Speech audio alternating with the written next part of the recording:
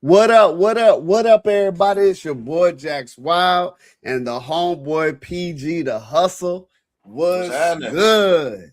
What's good with y'all, man? What's good? Man, we have completed our first week of 2026. Give yourselves a round of applause. Where's the applause? There you go. We did it, y'all. We One made it. week down. How many resolutions 51 you to wrote? go.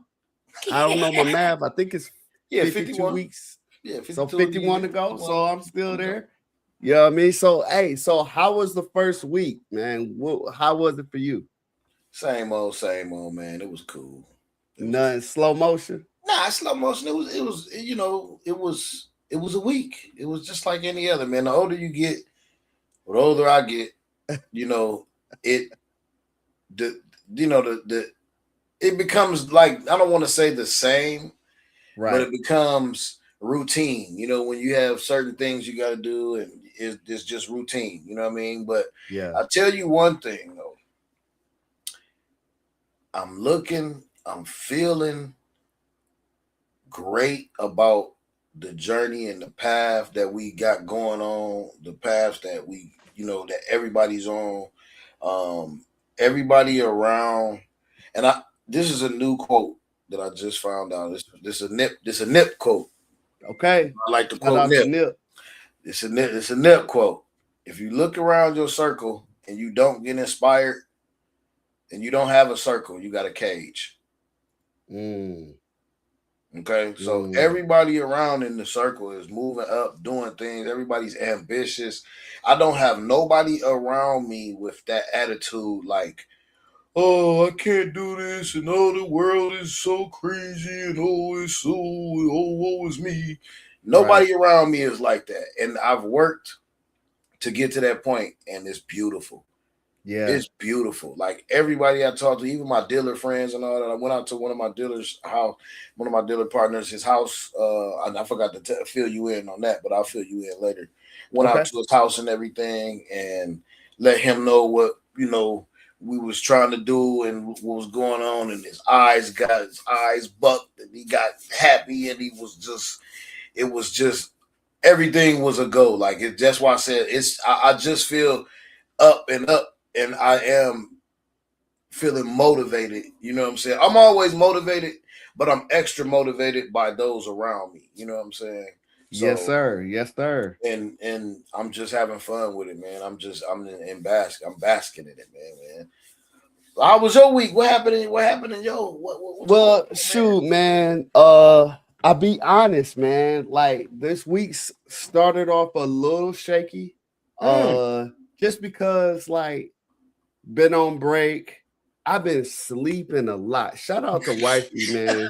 She got a doggone the blackout curtains, bro. Listen, if you don't have blackout curtains and you want Supreme Z's, Mm-hmm. get you some blackout curtains, bro. Because you don't know what day it is, you don't know what time it is.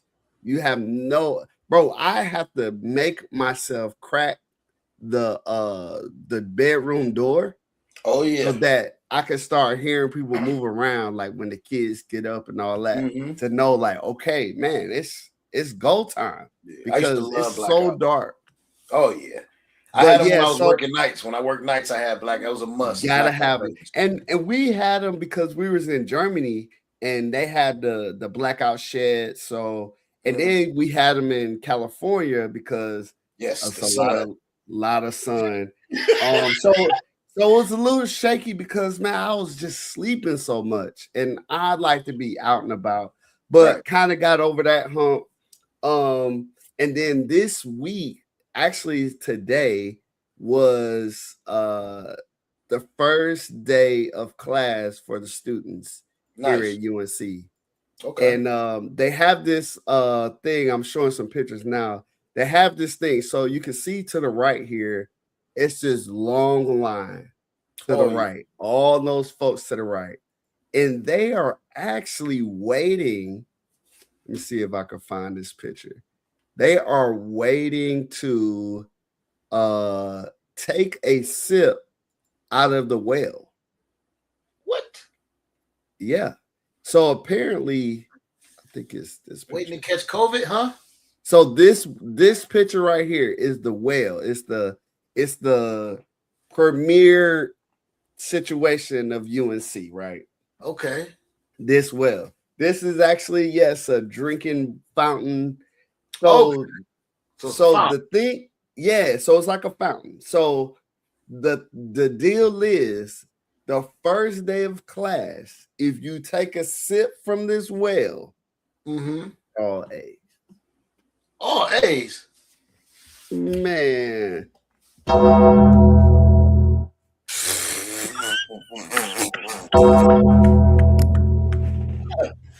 Boy, if you don't get to class, I know good and darn well.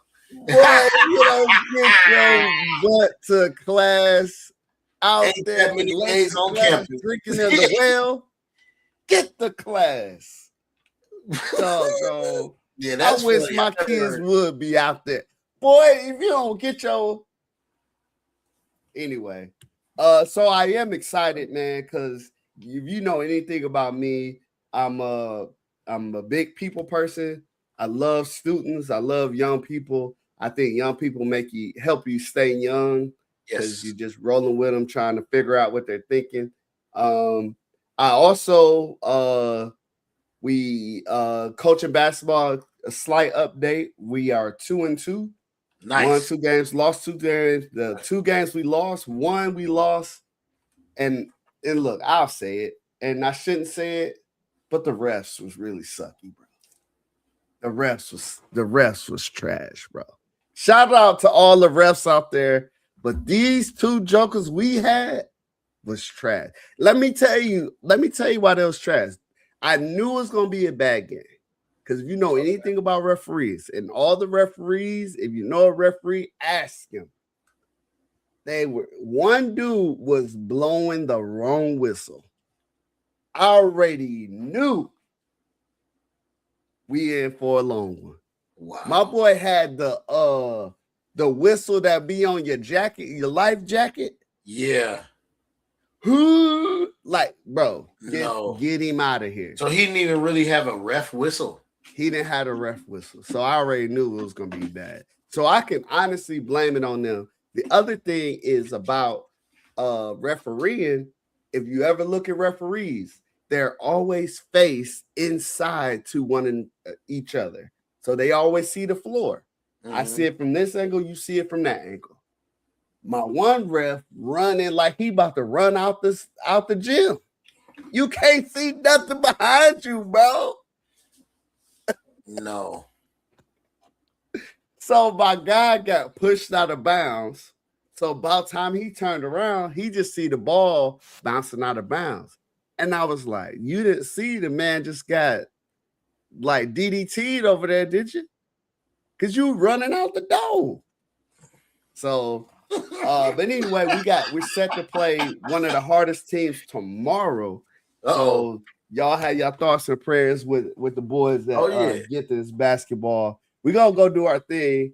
Good luck, man. I don't really feel like we should be scouting middle schoolers, but unofficially the scouting report says they got 1 point guard that's supposed to be really good. But man, let's go.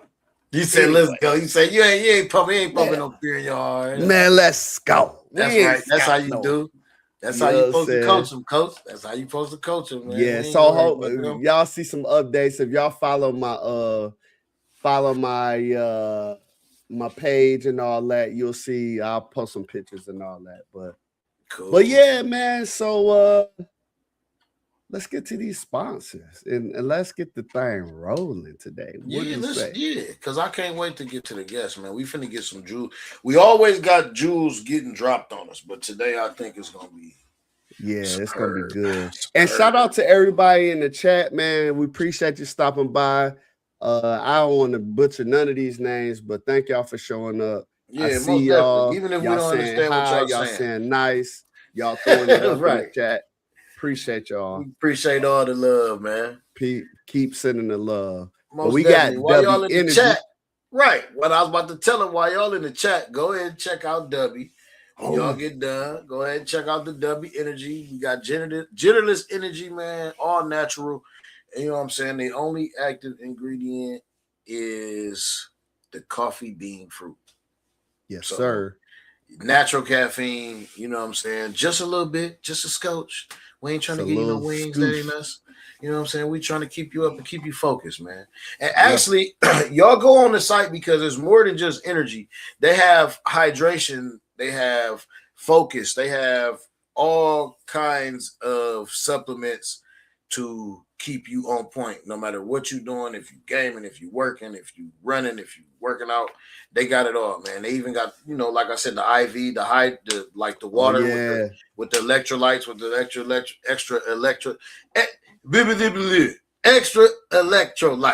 There we Yeah. go.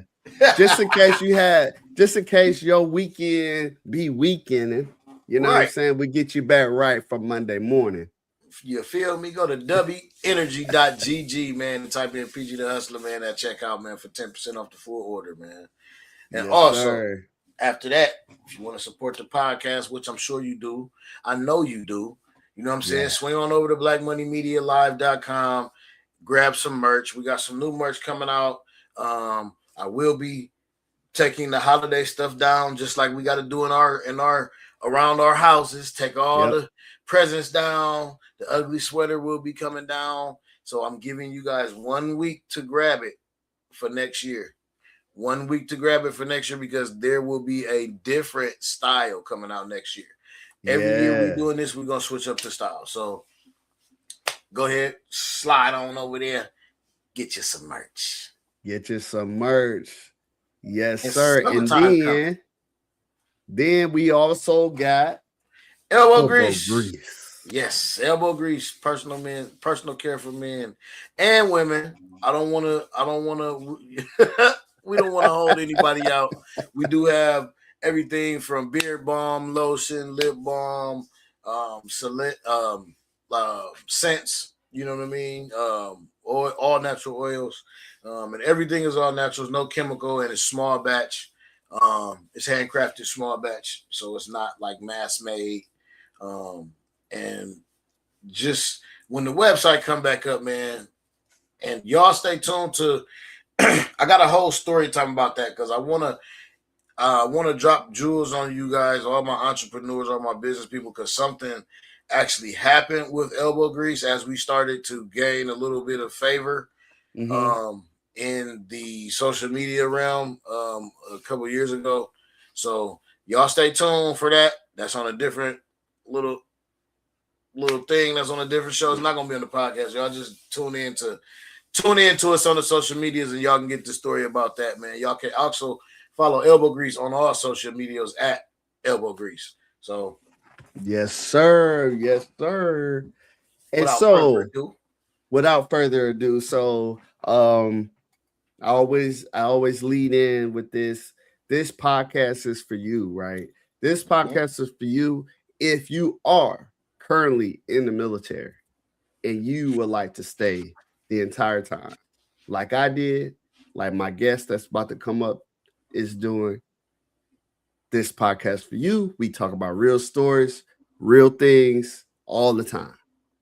This podcast is for you if you decide that you want to do one tour, two tours, three tours, and call it good.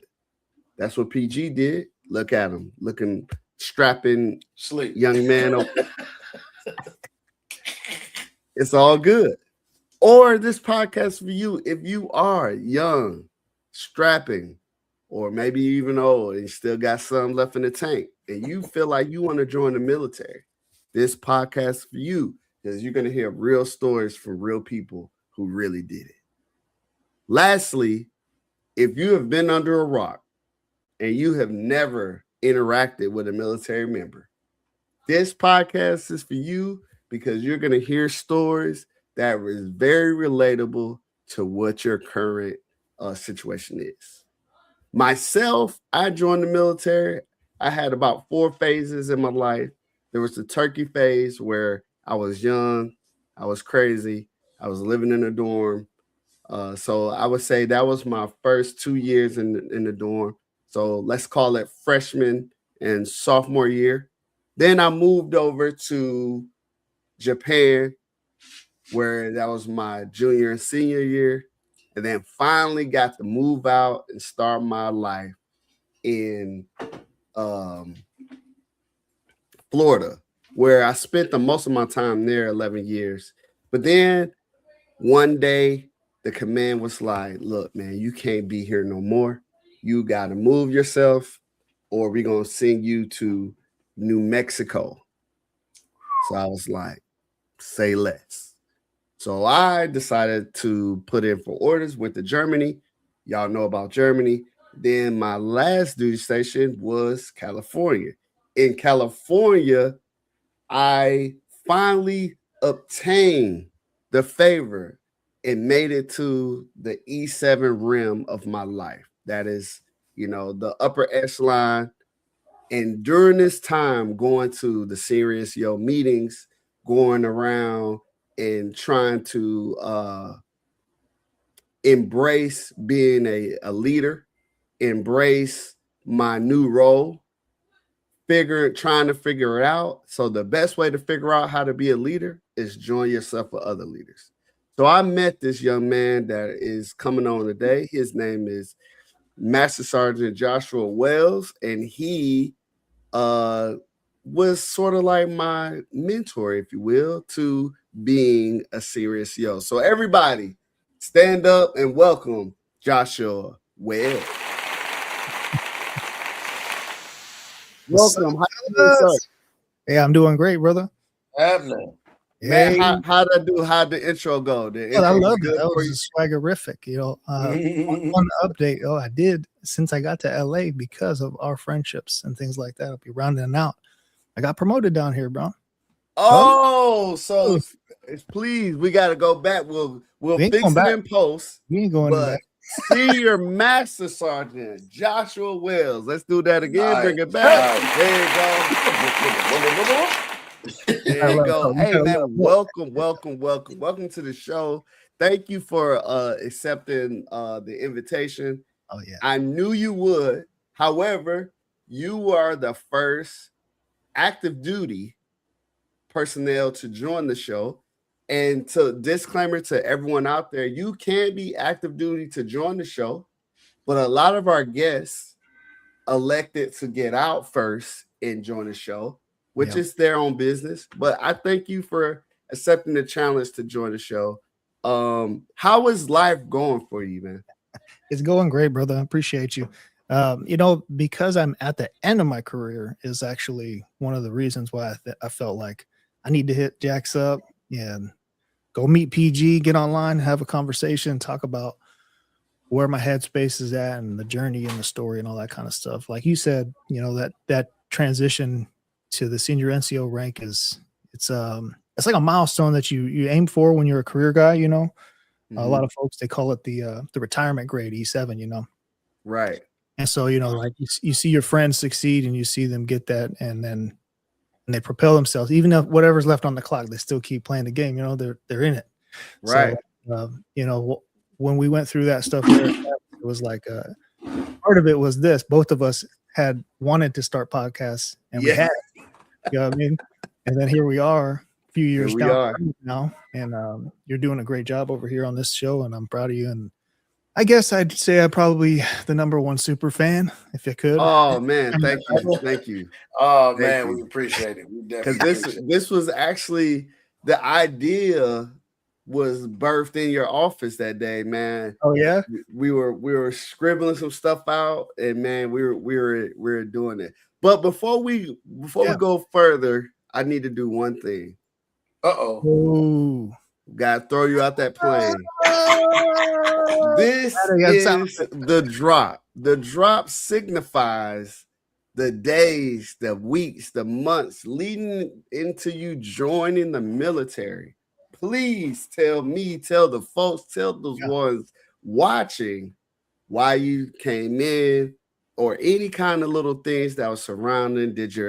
Was you running from the police and you ran into the office and you said, hide me, hide me. And he was like, sign this document. You signed it and then bam, you was out the back door. Or, you know, what? Because, you know, those recruiters are very, very tricky. So we would love to hear your intro story to the military. Yeah. No doubt. I mean, it's almost exactly what you just described. It was a delayed decision. I stewed on it for a while, tried some other things. I was trying to go a different path prior to joining, but my end goal was to actually join. High school was, you know, one of those experiences where I was just so bored. I think I was ready for it to be over as quick as possible. And early in my youth, I knew for sure I was going to join the military. I went to recruiters at like 13 to get all the stuff. I just walked in. So I could get wow. And, you know, come full circle, I grew up in Concord, California. It was about 20 minutes from Travis up in the Bay Area. Yeah. Bay Area. Stand up. You know, that's a opportunity as a kid to go out to an air show, right? So I'm out there. I'm looking at the SR-71 Blackbird. That thing's bad, you know. They're flying helicopters around. I'm like, dang, this is pretty cool. Of course, you know, the Blue Angels flew. Not shout out to the Thunderbirds, but Blue Angels was the best show in town. You know what I'm saying? Man, for real, I ain't gonna hold you. Yeah, Blue Angels. I mean, hey, the Blue Angels, they're good, but they don't have Big Bertha.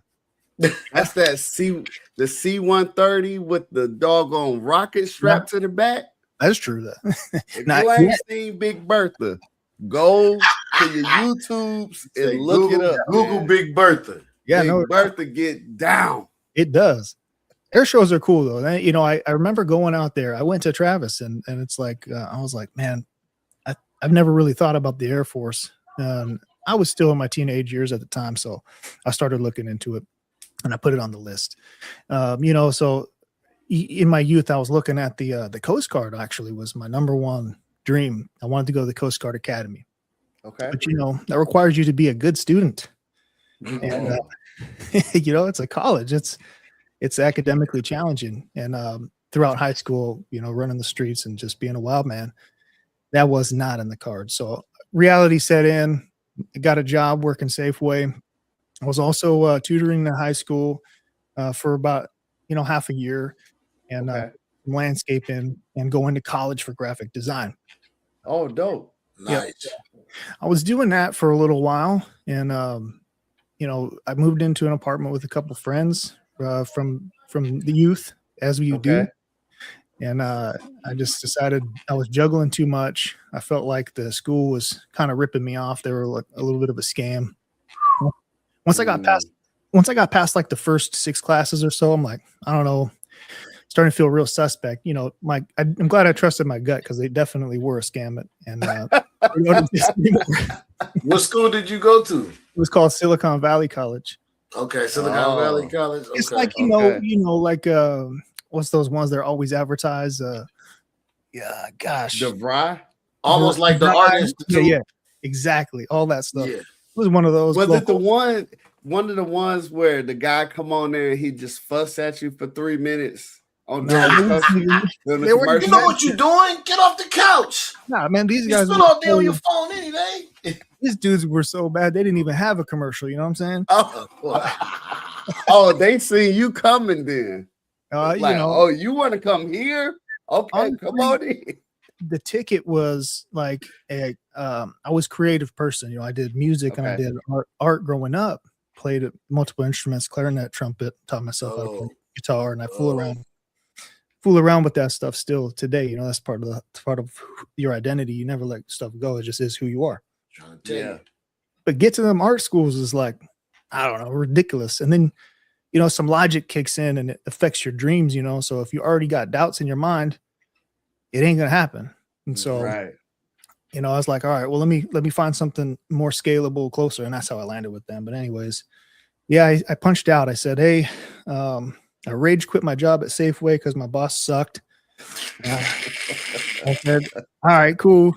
That's a whole other story anyway. Right. You at least once rage quit your job. Just don't rage quit when you're a service member. Oh yeah. It won't work out for you. Hey, I mean, Right. you could rage quit, but Good. I mean, we'll talk about some confinement later. But Right. we Yeah, gonna get the rest of that time out you, that's one true. way or another. You're gonna pay it still. It's still gonna happen. Yeah. Oh, that's- So then I started like really getting after it in the recruiting because I was going to get the bachelor's degree and still join and try to do the officer route. But I didn't really know what I was doing with it. I was playing too many games and trying to be all these other things. And, you know, I just said, no, I got to lock in, just get enlisted. My friend Tavi had come home on leave. He had joined the Air Force and did security forces. So he had been in for maybe 6 months or 8 months or whatever, and he came home on leave looking sharp and stuff, you know, Oh with his yeah. cool bomber jacket from tech school and everything. I'm like, Oh yeah. Yeah. dude, Did he have the class ring? Did he get the class ring? No, he didn't have that. I got one though. Yeah, I got one too. I love that thing. In any case, so he was talking to me. He said, don't join security forces. I was like, all right, why? And, you know, he didn't really have a good enough reason to persuade me to not consider it. But I was trying to still look at the Coast Guard and the Air Force, and I was looking at the rescue swimmer program. Okay. Combat Control Attack P, and oh man, my recruiter was going hard selling me EOD because that's what he did. Oh yeah. You'd have money, but up to EOD. We had somebody EOD last year on here. Yep, yeah, sure did. EOD is a tough world to get into. It's a very challenging. Couple of my friends that were EOD, obviously, you know, a lot of times they were in the CE, the Civil Engineering Squadron. So you get to work with them and talk to them about their experiences. And as a cop, you know, we collaborate on a lot of things.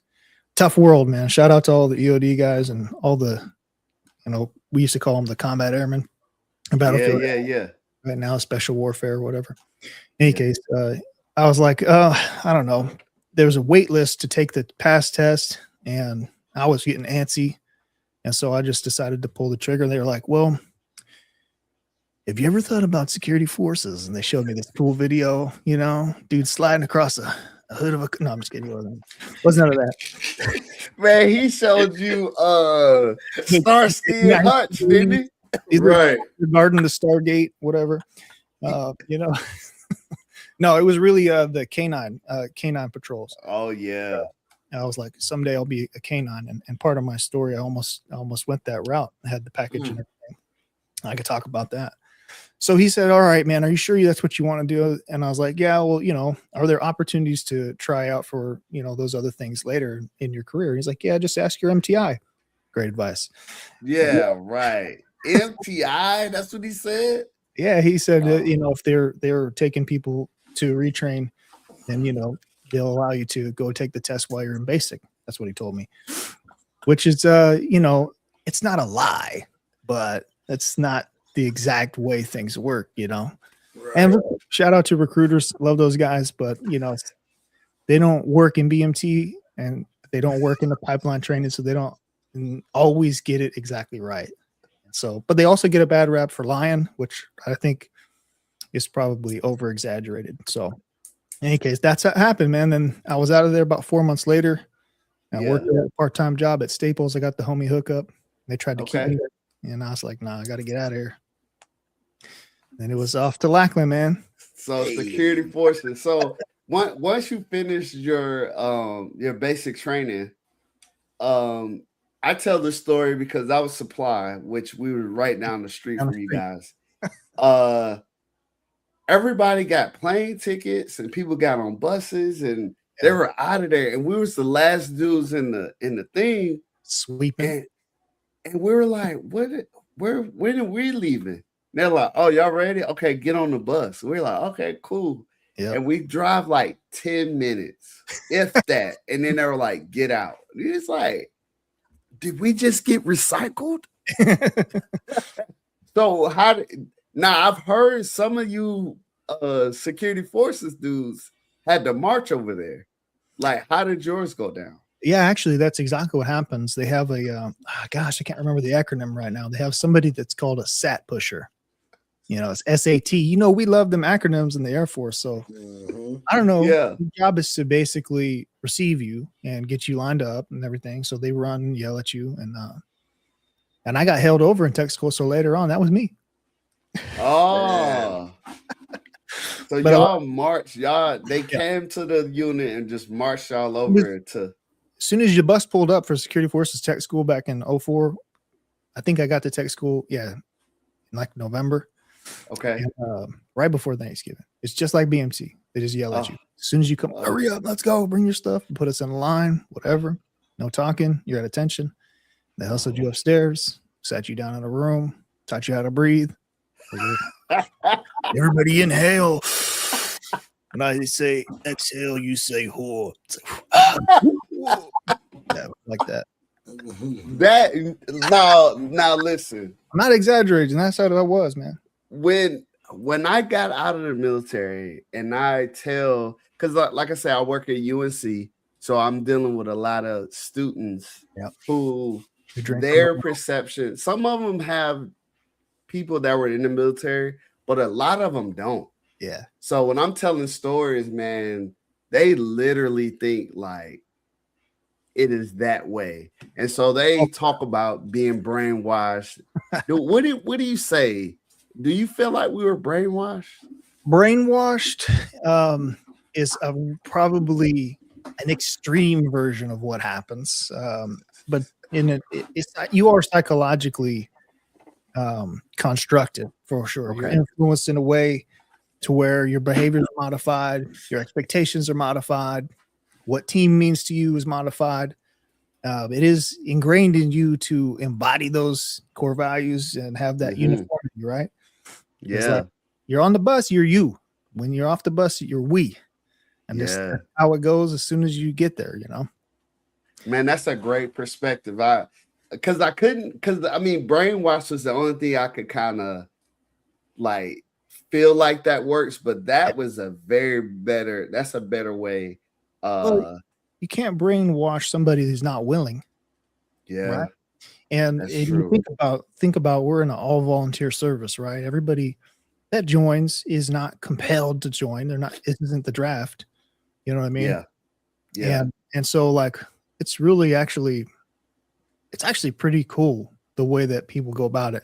But there's some pretty not cool side effects that happen after a long period of time of being in an environment and a culture like that.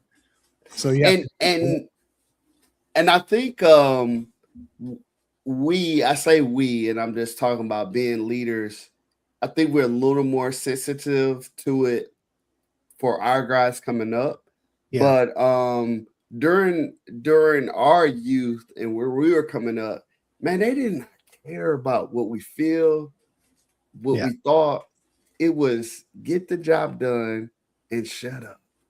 Yeah, pretty much. It was more, and that's actually something that's been on my mind is that I feel like GWATs, like you and I, PG, I don't know what years you served. I know you served. I came in. PG. When did you come in? 97. Okay, no doubt. Did you serve during the GWAT at all, or were you done before? I was done. I came out in 2000. Okay, no doubt. Hey, but I think you can relate still. Like, I served the entire GWAT and now whatever we're in right now, Cold War II. I think when I joined, it was the Gulf War. It was Gulf. Yeah. I joined in Gulf War. So the same mentalities, that's like there's the threat is real kind of stuff, right? Right. So, yeah. Oh yeah. and no nonsense mentality. Mm-hmm.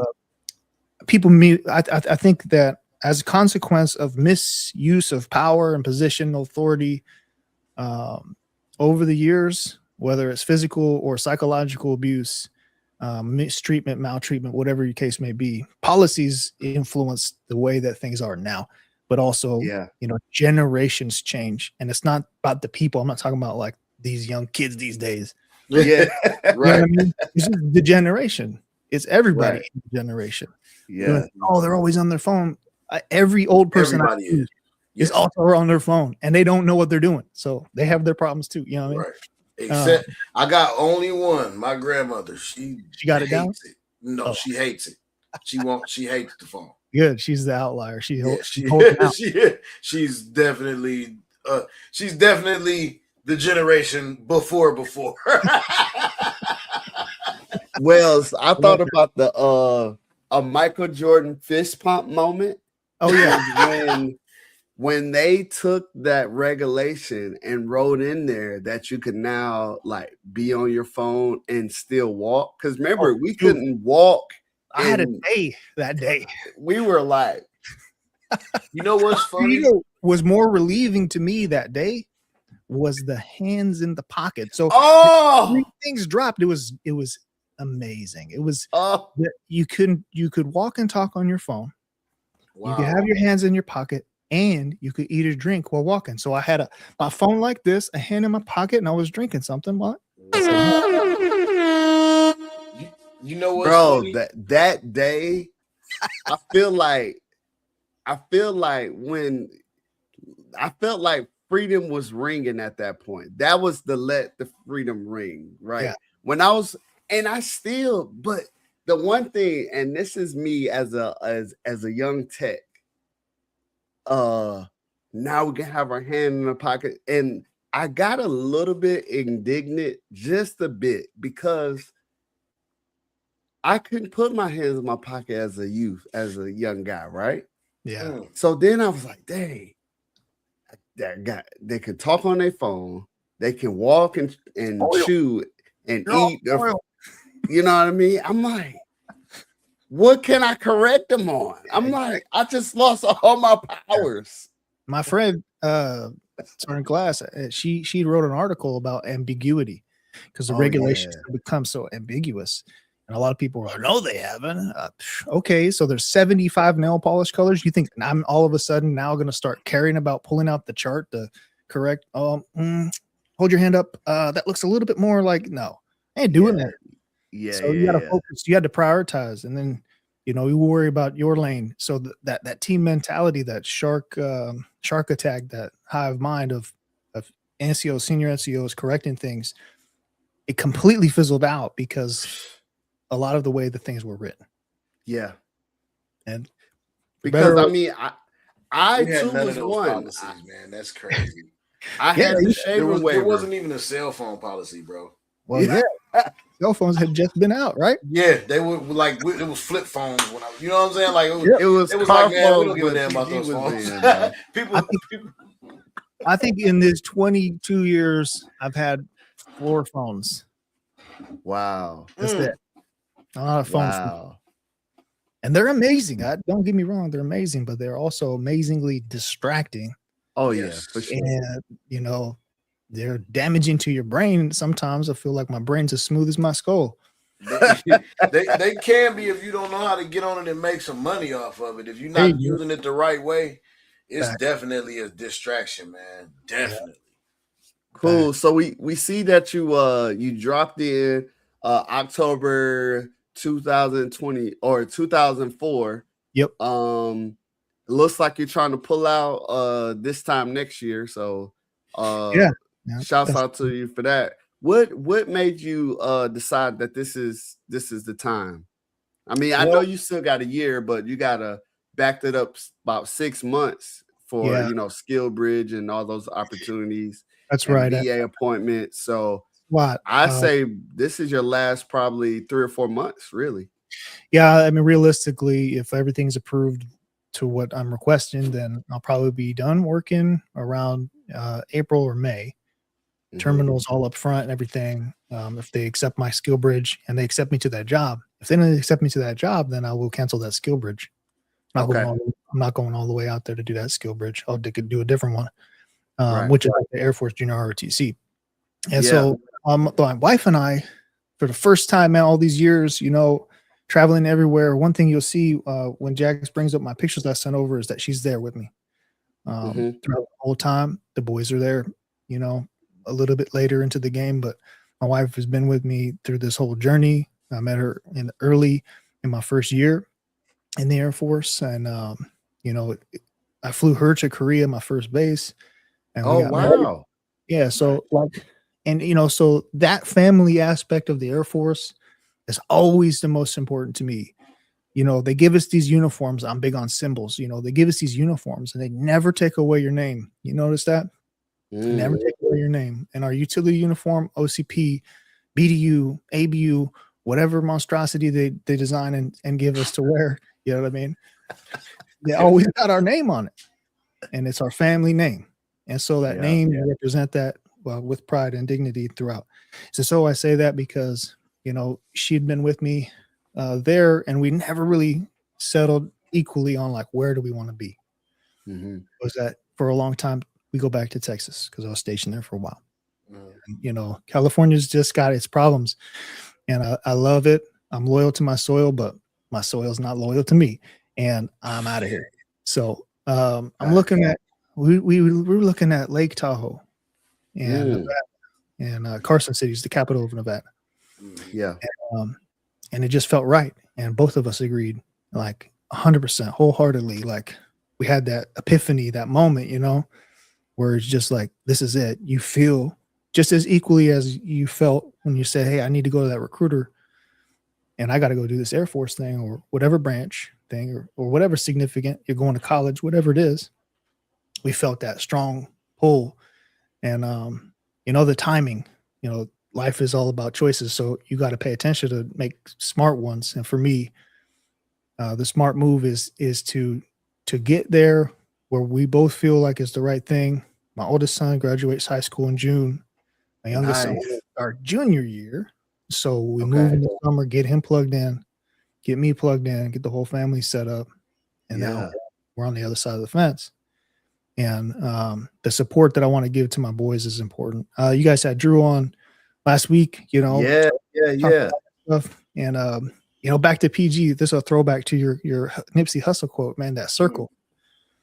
I looked up to that guy a lot at Travis, just like I brought Jackson to the ALS to talk to our students. I looked up to him. Yeah. And the guest before, I'm drawing a blank. In the episode before that, you guys had another guest, and he had mentioned a mentor back at Dover named Evaye. Yeah. And Evaye was command chief at one point at Travis. Oh, that was Jason Atkins. That's right. Yes. Yeah. Those were great episodes, both of them. Good man, thank you. With those guys. Appreciate it. I pulled some nuggets out of each of those conversations, but that's what I say, that circle. PG's quote from Nipsey. That matters. These people, this is a small Air Force. These people have been retired for a minute. Right. Out there. And the people they know have been retired for a minute, but we're still connected. Right. And that happens here on the Redeployment Podcast. You know what I'm saying? Yes, sir. Yes, sir. That's just how it happens because you guys have the willingness and drive to have a show and have a platform for people, for us to talk and, just spill our guts and our heart and our minds out, whatever that is. Yeah. And, that's kind of what's been pulling at me. Just I look at this and I take those nuggets from those people, and I pay attention to those lessons, and I feel like I can trust my gut on what's right. And I feel like it's right. It's the time to clear the deck for the next generation, because that's all I've been doing. The last 10 years of my career is just pouring into them.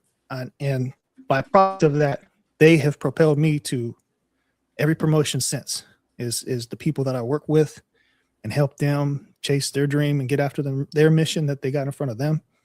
I just want to do that. I want to do that on the outside with the kids at the high school and with whomever I work with, in the civilian sectors, just continue to help people, be good people, chase their dreams. Yeah. I mean, when I was, I always went to those retirement ceremonies because I just get wrapped up in the moment of those guys serving 20, 25 years. And I always, you get in the line, you shake their hand, you're like, when did you know? When did you know? And they'll look at you, barrel them down, right down the barrel.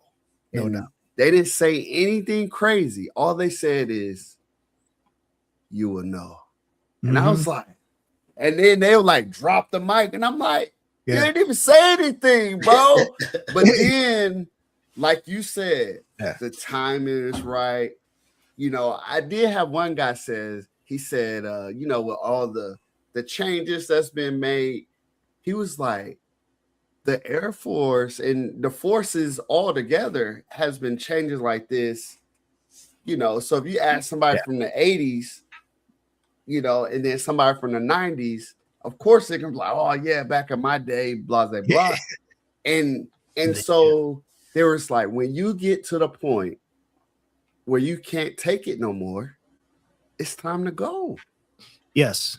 I'm not quite to that point, but like you said, when you know, but it was those people, it's those voices, it's watching my friends like you out here doing your thing. You're there, you're on the other side. I'm like, man, I know my time has come. I'm past 20 years. Right? Yeah.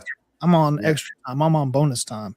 Yeah. And, that was partly because I had to take this assignment, and that's partly because I got promoted and I had to add an extra year to that time. Yeah. But I'm leaving some time on the table because I know it's time. You know what I mean? Yeah. Man, shout out to you, man. You had three deployments or three? These are just 3 areas of your deployments. Oh, I had. I know some of these we could have hit multiple times. Yeah, no doubt. I had 3 deployments. Okay. One of them was got an asterisk because it's Germany, but asterisk is kind of interesting. Yeah, it's me. Yeah, you're gonna have to dig into that one. Like, how do you deploy to Germany? Okay. During the GWAT, a lot of people were seeing contact. They were experiencing combat, or they're just dealing with casualties and things of that nature. So the Air Force put together a transition location, the Deployment Transition Center. It is a unit it belongs to the headquarters Air Force, and it is a detachment of their office. And it is at Ramstein. And it is an awesome organization, a small team of psychologists and therapists, and then security forces are in there, as well as a few other AFSCs go on this deployment, right? It's a support role. So if you're in the combat zone, or you're deployed, or you're in one of those agencies, those 3 letters, and you're out there doing missions, you're part of the Nexus, and you need to come home, you come see them. We unpack your bags, we bring you into the hotel, you get a nice little room. It's a 3-day program. You get some after actions, you do some debrief, and then you get to go out in the town. First day is on the base. The next day they take you on the town. It's a chartered bus, downtown Trier, big cities, They show you around, get you kind of relax, come out of your shell a little bit before you go home, and then you're just boom, you're set free, you're back in the unit, you're back at home, doing that kind of stuff. That's their mission, that's their purpose, is to help a smooth transition back home to home life post deployment. If you'd seen those things. And so, man, nice. Yeah, man, that would have been nice to have. Now, I didn't have any. Maybe one deployment was a little bit shaky. Had some mortars and stuff come through, hit the base or whatever. But, bro, they sat us in that room off the plane. Oh yeah, slapped us with about 35 slideshows. Oh God, tell you don't discipline your kid right now because they don't know you. Don't do this, don't do that, don't drink too much. Check in with your supervisor. Now get out of here. Yeah, it's true, man. It's very true. It's hopefully that program helps some people. Right. That deployment was my last one. Okay. And, before I got hired to do the special duty while I was there. And so I was stationed at Travis at the time, and somebody on the team in the squadron got kicked off the deployment, not because they did anything bad. They had they're cops, so they had a DUI case that they had to go to court for, and the clearance wasn't ready. And I had been asking for deployments. I'm like, hey, you guys, you don't ever give anybody out. No deployments around here, and you can't promote without them. You can't do nothing without them, whatever the case may be. And so, they'd put me in the list. I got the call during COVID. I was working, had worked 24 days straight in the emergency operations center before COVID had kicked off. You get a lot of calls there, right? This is this group of people in the support agencies on the base when an emergency is happening. We're setting up quarantine zones, and we're receiving the people from China that were American citizens by way of Alaska and various other places. And we're setting up a camp on the base to house them, working with DHS, U.S. Marshals, all these agencies to get them set up. And I get a call. I'm thinking it's about business. It is, but different business. They're like, hey, you got to go. And I said, all right. So I called my wife immediately. I told her the deal. I had to work in there another day or two before I started wrapping it up, and I was out of there 10 days later. Wow. March 1st, they shut the country down. as I was touching down in Germany. So Wow. it was a weird experience because, there were all the stuff that was happening during the COVID era. And so like SFO is where we flew out of. It was a ghost town. It was like it was like a zombie movie, So we got to the deployment and they're like, hey, we're shutting the mission down. What does that mean? So there was people there that were in Iraq that had got hit by the attacks at the embassy. Yeah. Folks that had seen contact there, and they were stuck. And then the outbound team was stuck. No travel orders were restricted. Oh, because of COVID. Right. Yeah. We landed before the restrictions happened. The next day, they were all in effect. So now y'all stuck too? Yeah. We were stuck there, and we were just locked down. And then we were sweeping stuff. We were getting trained just in case the mission opened back up. So we were ready to go. Help those people get home, all that. But then they're like, hey, we need these other things to happen. They started augmenting us out to the Ramstein teams. So what I ended up saying, they wanted me to be the, I can't remember, it was like superintendent of operations. I'm master at the time. I was like, the superintendent of what? There's nothing happening. Yeah. I was like, well, I can go help security forces, or I can go help, med group or something like that. So right. They let me put together a group of the volunteers from our team, and we augmented the med group doing something called in-route patient staging. Wow. And that's people coming back from theater that have had casualties or injuries or illnesses that need that treatment. So all the COVID, we had about 100 COVID patients and tons of other things. It was pretty crazy, man. We were doing resuscitative care on stretchers in the ambus and things I never thought I'd be doing. I didn't know anything about rapid global mobility. Bro. So I really came home and appreciated Travis a lot more, the mission, and the people that do the mission a lot more. Saving lives. Man, so crazy story is during COVID, I was stationed in Germany and I was in Vilsec, and we needed special clearances to drive through Germany to go to Ramstein. Yeah, because it was like $7,500 violation if you left the county. It was bad. So man, shouts out to you, brother. Yeah, that was an interesting deployment. The family was home dealing with life, and life keeps on life, and it don't matter where you're at. And so that's the nexus of your heart and soul, and you got to keep your mind right, got to keep the family right. So we did it.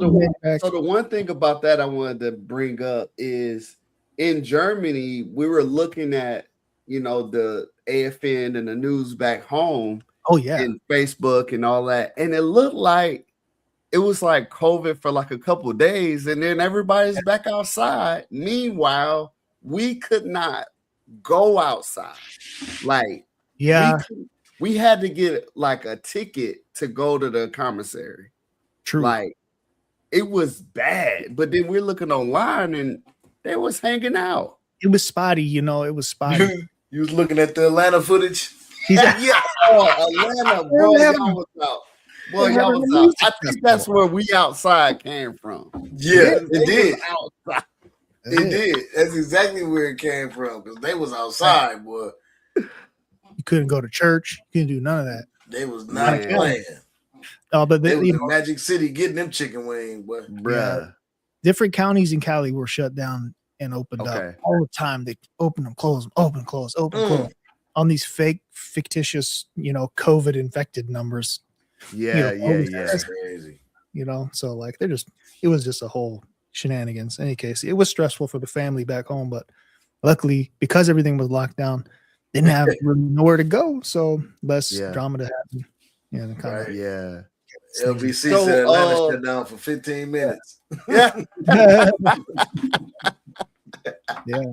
So where I met you during some of our senior NCO calls and stuff like that, and even maybe even through Drew or whatever, you were working at the EPME as a commandant, running the leadership for the new maybe future selected NCOs, and some were selected to become NCOs. What is some takeaways from that job? I mean, you had you had airmen trying to be NCOs, but you also had a team of NCOs that were teaching them how to what's that dynamic to being a commandant like? It took me some time to figure out what that was, and it was immediately after that deployment. I got hired over the phone, over Zoom for that job. I did the final interview with the command chief and the outgoing commandant from the house on restricted of movement leave or whatever, growing my fake beard and stuff. Right. And so I went into the situation, and I had to deal with some stuff that was going on in the organization itself. Just a lot of stress, turnover, and the guys that were there had been there for a long time. So we were rebuilding the team. And, immediate needs were, I also had to teach because all these restrictions that were put on us during COVID. So I didn't really get a lot of time to breathe in that first year during the job. And I was doing more than I was helping the team in the team. And I had to course correct later on. So some of the lessons I learned there were about team leadership, and getting out of the way of your team is important. Sometimes we think that we have to have all the answers, and your job is to set the course and let them do what they do. And those guys, my team became awesome over time, and they were awesome. And sometimes you have to listen better. And so, they taught me a lot about myself. They taught me a lot about leadership. Watching my guys do what they do, battle through, some interesting, challenging restrictions that were placed upon us. Teaching, we're teaching in person, we're teaching online. Our graduation can't happen, so you got to create it some kind of way. So we rebuilt that program from being. Did y'all really do a graduation on Zoom one time? No, we never did a full graduation on Zoom. Not at our school. Okay. Other schools do. I seen that. I was about to say somebody did, because I seen clips now. Some still do. I mean, but I fought for us to stay in person. I did fight for that every chance I could get. I did have a fight. I fought for us to return to a graduation dinner. We weren't doing the dinners for a long time, and there was people that were not for that. And luckily, they heard what I had to say and they supported us, and I appreciate that. Even though initially that's not what they wanted, because it's a lot. There's a lot goes into it. The team puts in a lot of effort into making a graduation happen, but it's really important. It's literally like the last celebration that an enlisted person gets for anything that they do. Yeah, for sure. That's like fully formal with the graduation and a certificate and a guest speaker and a dinner. Bring a guest for you. Yeah. So we put emphasis on celebrating our members and their successes and the things that they're going to go achieve and stuff. So yeah, it's definitely just like one of the big lessons for me was to just get out of the way of the guys, listen to them, say, hey, this is what we need to accomplish. What are your ideas? Understanding how their voice works, how their strengths and weaknesses work together and against each other, and optimizing the way that we did business and making those proper changes, not over course correcting, and just keeping us on target, man. Nice. So that's good. So did that line you up for your current position as you work down there in LA? So first it's a two-part. You got to explain this base in LA. It's kind of kind of foreign to me. But then maybe a little bit about the mission, and did this being a commandant, did it help you prepare you for where you're in now? I think it did. One of the lessons that I learned there was how to lead a high performing team. Not every team that you're on, every single member is a high performer. But that was the case at Airman Leadership School at Travis Air Force Base, the Romanita Schoolhouse. That was the case. And so it's like you're dealing with all these strong personalities and high performers. Everything's going to get done. There's no question about it. Every single time, exactly on time, killing it. You don't worry about that when you have a high performance team. And that's not always the case. So how do you then get back into a team that has everything in between? Maybe you got 1 or 2 high performers. And as you had many guests on and throughout your guys' experience, you could say high performers get burned out because they get overutilized, especially 100%. when they're standing out a lot in the organization. And Yeah. so one of my things I've always said, the person that does the best job gets more work. yeah, that's why some people fall Pretty back. much. Some people fall back, and that you could say that's a mistake or not, but pick their spots. Yeah. Pick your Yeah. spots. I think it did help me. It did help me a lot in a couple of ways, setting me up for my current role. Initially I got here, Nassar, and it was a BOP. I couldn't turn it down. I was at year 18.5 when they gave me an assignment, which doesn't offer you the chance to 7-day opt for retirement. Otherwise, Right.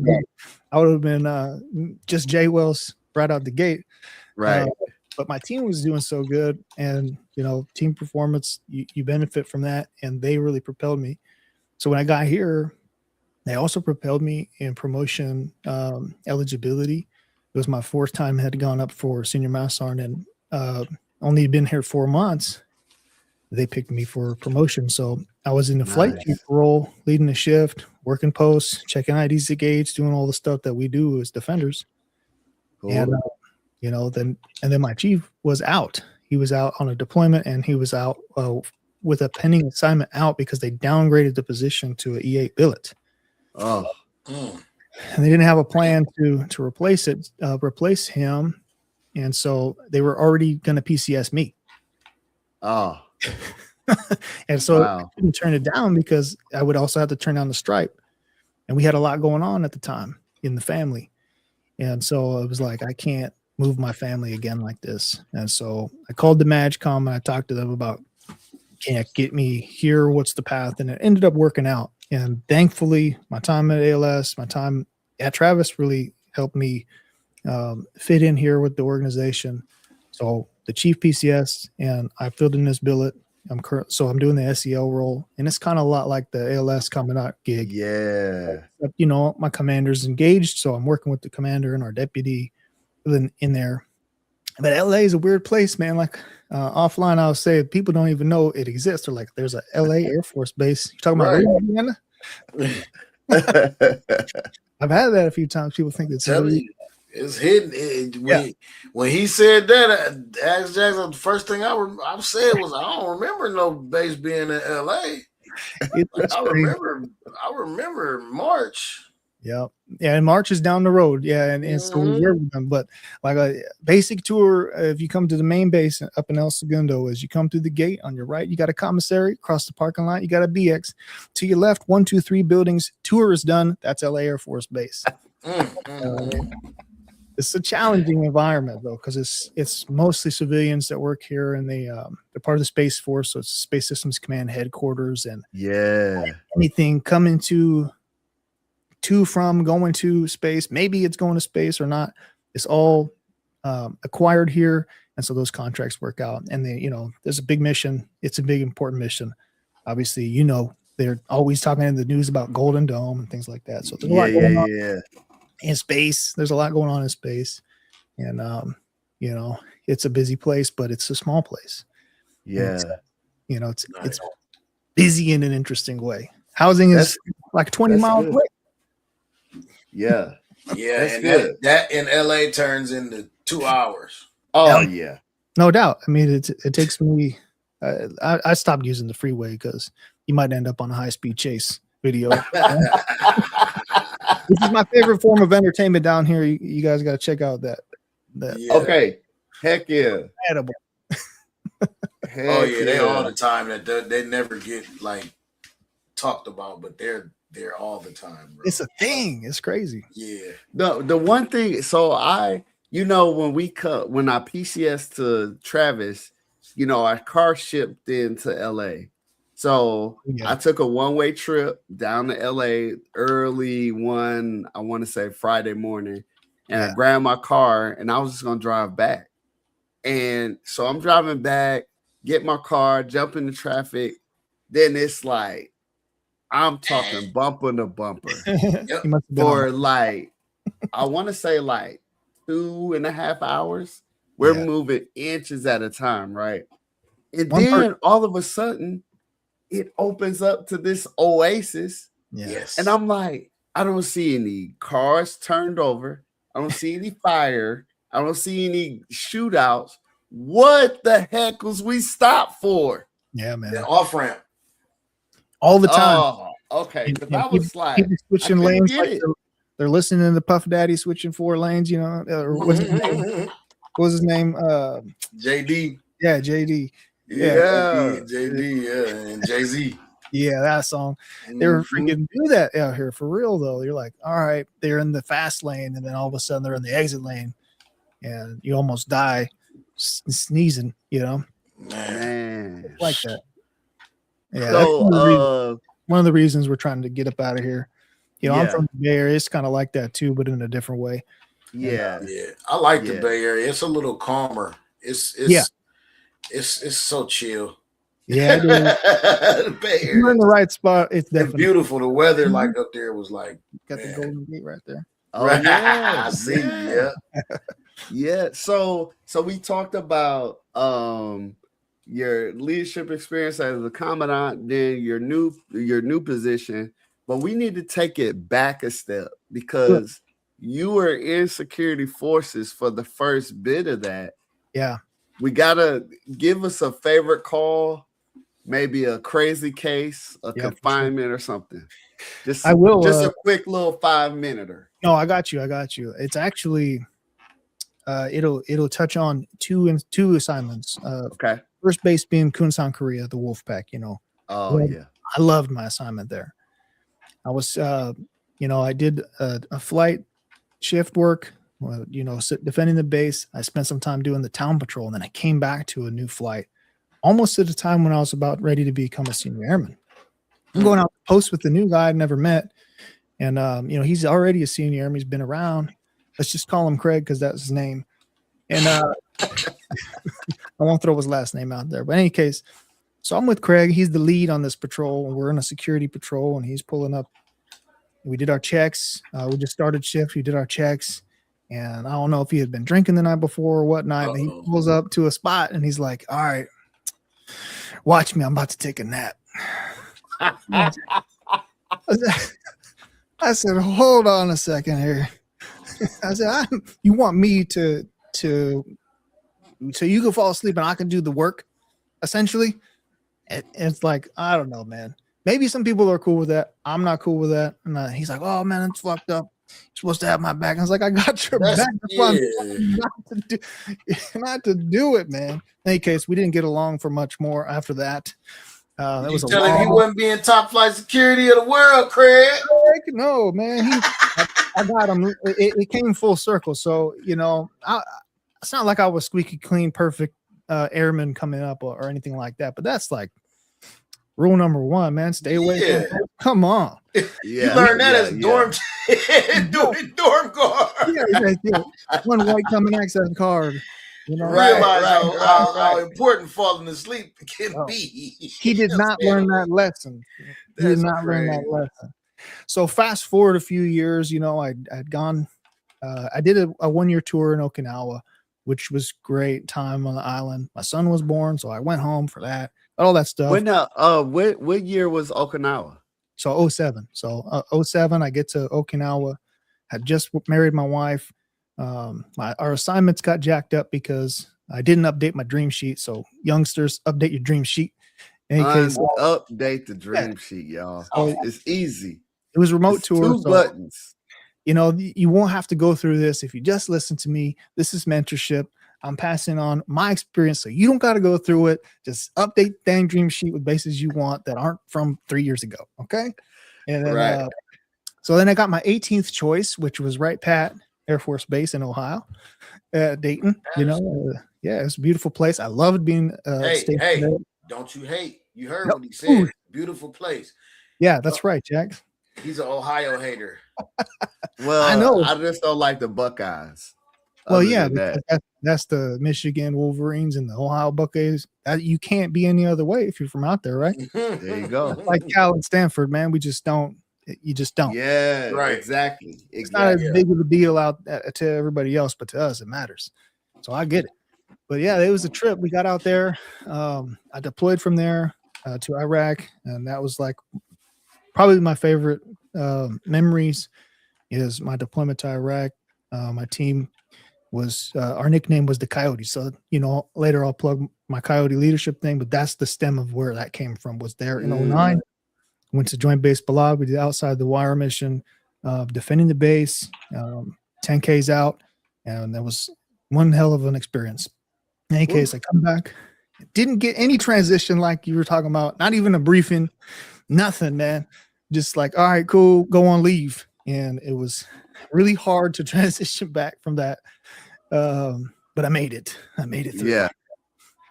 Luckily. And then, as you do, you get your wife pregnant. And that's what happened. Our youngest one was born there at Wright Pat. He was the first kid born in the clinic there. Nice. Okay. And I tested out a cycle. I made staff sergeant, and then I applied. I said, "Hey, look, I'm having a hard time transitioning. I just need a break from the flight stuff. Any job that comes up, you let me know." I got a phone call from Tech Sergeant Grant. Bless his heart. He's like, "Hey, man, you want to be confinement?" And I was like, "Send it." So, no, that was my first NCO duties. I was working as the confinement NCO. After all my training's done, I'm settled in. This is more than 5 minutes, but I'm connecting the dots back to Craig. Yeah, you're good. You're good. I get the phone call from the Middle East. I can't remember where they had the holding area out there. And they're like, "Hey, we're transporting an inmate to you. We're going to be there in like 2 or 3 days. Can you receive?" or whatever. I was like, "Yeah, send me the sheet or whatever. What are the charges?" And lo and behold, this person turned down an Article 15, which is a commander's punishment, right? Non-judicial punishment. So it's not like it goes on your criminal record or anything like that, which he was accused of sleeping on post. You bet not say combat zone. So I said, "Oh, interested. I bet that didn't work out." So he turned it down. He was offered the Article 15. He turned it down to fight it in courts martials and lost. Was reduced in rank from staff sergeant to A1C. Forfeiture of all pay for 6 months, effectively ending his career, right? So the day comes where they're going to arrive, and who centers himself on the threshold of my door? None other than Craig. No. Wow. That is hilarious. We come full circle, I said, I know forward. he was eating crow. I said, "Step forward, inmate," and I ripped the staff sergeant stripes off his sleeves and put them in my little bucket. And probably, it was rough because, you got to overcome like your personal stuff, right? When you're the for sure. Your job is to make sure you take care of the inmates. So I had my moment. I put him in his place. I told him his reporting statements and such, and he went on the 72-hour suicide watch and started his time. He was that tough. He was that bad, huh? All of them do. And that's just standard They all the way up. Damn. Yeah, when you get a new intake, you got to put them because you don't know where they're at, Right. Yeah. You got to bring the chaplain, you got to bring the first sergeant in, you got to take care of them. If those people aren't there, you got to be that for them. And you also have to be like the, rule enforcement confinement. So, but yeah, that's the one crazy one. I figured you guys might get a kick out of that one. People, what's the lesson though, is that everything comes back. What you put out in the universe will come back to you. So make sure you stay intact with your character and who you are and represent your name, your family, your country the right way. This thing is serious business. Bro. So my second week in the CR, I hear rumblings around the cubicles about just take the new guy, And I'm like, I think I'm the new guy. So eventually I get this call from Drew and I'm like, "What's up?" He was like, "Look, I know you just got here, but I need you to go with Sergeant such and such. Yeah. Can't really tell you what's going on. You just gotta trust me." I'm like, this is the part where you're trusting just the stripes on somebody's shirt because you don't know them personally. No doubt. But there I was in a vehicle headed down to Vandenberg That's to right. retrieve a inmate to bring them back to base. So I know all the while that confinement and how they've treated, because that little pocket of Vandenberg has a confinement center where one of our airmen had to be retrieved out of the slammer. I was like, why send a new guy? And they wanted to send a new guy because this individual was so prolific around the squadron. Yeah. He made some mistakes, but he was well received around the place, and they couldn't grab anybody that wouldn't be a conflict of interest other than his supervisor and a freaking new guy. Yep. It's like that sometimes, man. Like it is. Pull up on a call and somebody's, it's like especially if the dispatch is like, hey, it's assault, it's DUI, it's some kind of law enforcement serious stuff. And then you hear the address, you're like, oh. And you're about to pull up on the home or something, and you're like, I gotta do the job. It is what it is. The town patrol, man. That was like, it was like that. But the guys, you just gotta do it. It's part of the duties, man. You just gotta do it.